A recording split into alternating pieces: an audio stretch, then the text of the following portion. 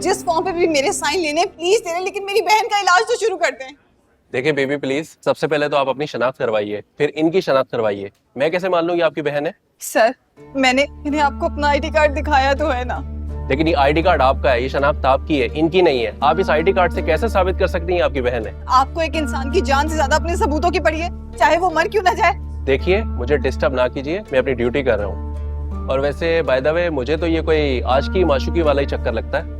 नहीं ऐसा कुछ नहीं है, ये हादसा मेरी वजह से हुआ है। क्या मतलब? आपकी वजह से? सर मतलब ये है कि वो जो कोई भी था उसका निशाना मैं थी, ये तो बेचारी बिला वजह मारी गई है। प्लीज प्लीज आप इसका इलाज शुरू करवा दें।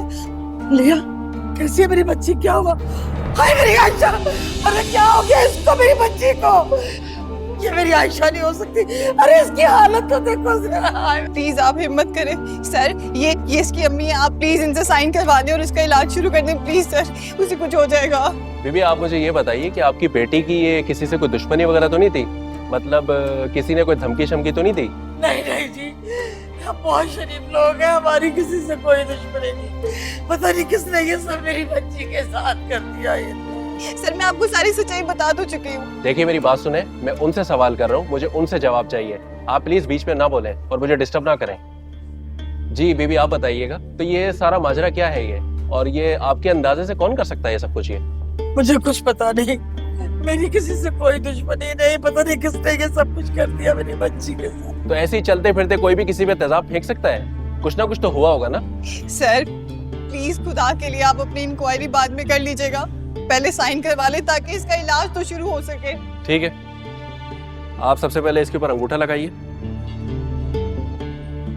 और जैसे ही मरीज होश में आता है इसके बाद इनका भी बयान रिकॉर्ड होगा। जी ठीक है। नहीं लगा दिया, बस जल्दी से मेरी बच्ची को ले चले।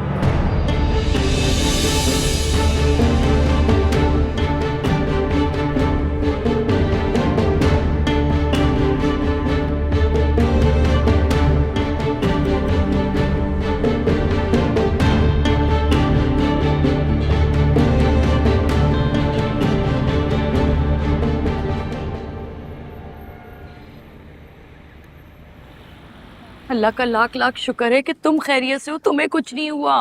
ये मलिया वो आदमी था कौन, और उसको तुमसे क्या दुश्मनी थी?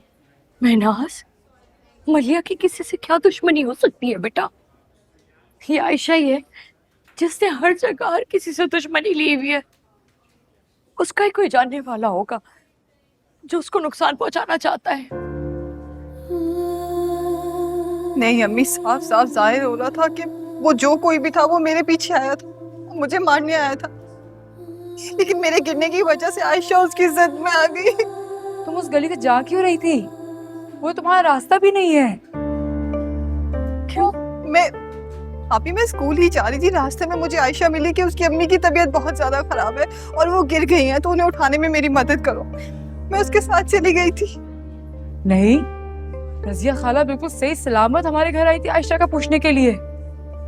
लेकिन रजिया तो ये भी कह रही थी कि आयशा उन्हें बताए बगैर कहीं निकल गई है।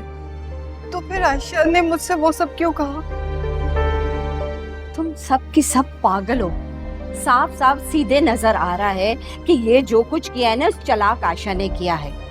किसी के साथ मिलकर तुम्हें नुकसान पहुंचाना चाहती थी। लेकिन खाला आयशा ऐसा क्यों करेगी? बेटा तुम बहुत बावली।